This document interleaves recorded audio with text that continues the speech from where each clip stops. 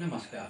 म आज यहाँहरूलाई भ्रामरी प्राणायामको बारेमा बताउँदैछु र यहाँहरूलाई गरेर देखाउँदैछु। भ्रामरी प्राणायामको पहिले यसको महत्त्व बुझौँ।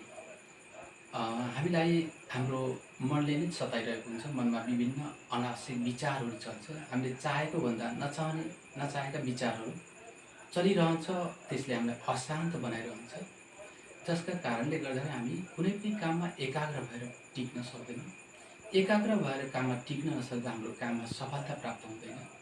त्यसै गरेर हामीलाई अशान्त हुँदाखेरि, मन बेचैन हुँदाखेरि हाम्रो निद्रा पनि गहिरो हुँदैन। त्यस कारणले गर्दाखेरि हाम्रो समग्र स्वास्थ्य नै एकदमै बिग्रिरहेको हुन्छ। यस्तो अवस्थामा हामीले भ्रामरी प्राणायामलाई अपनाउन सक्छौँ। यसको नियमित प्रयोगबाट अभ्यासबाट हामीले आफू शान्त, एकाग्र, आनन्दित र एकदम मिठो र गहिरो निद्रामा हामी रहन सक्छौँ।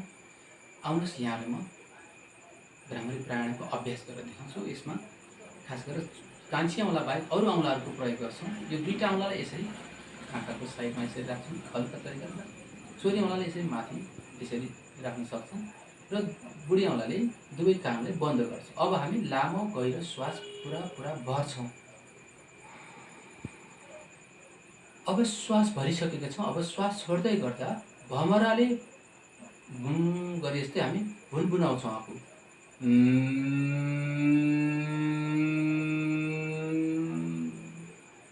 फेरि लामो गरी श्वास भर्छौँ।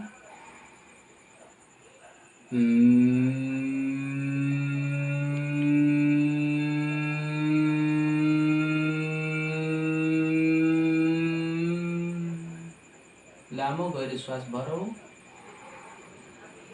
छोड्दै गर्दा भमरा भुनभुन गर्दै हामी भुनभुनाउँ।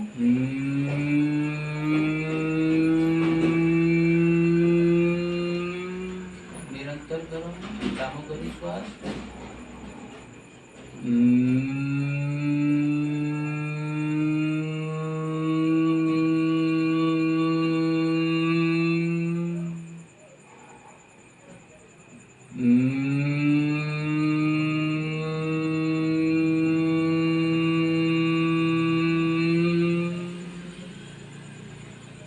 यो क्रियालाई हामी कम्तीमा पनि 5 मिनटसम्म रेगुलर गर्छौँ र सुत्नुभन्दा अगाडि भ्रामरी प्राणायाम गरेर हामी सुत्यौँ भने हाम्रो मिठो र गहिरो निद्रा हामीलाई लाग्नेछ र भोलिपल्ट बिहान उठ्दा एकदम फ्रेस भएर हामी एकदमै शान्त दिमाग लिएर शान्त मनका साथमा हामी उठ्छौँ र हामी हरेक काममा एकाग्र भएर टिक्न सक्छौँ र दिनभरिको कर्महरू एकदम आनन्दित भएर गर्न सक्छौँ। यसलाई नियमित रूपमा गरौँ।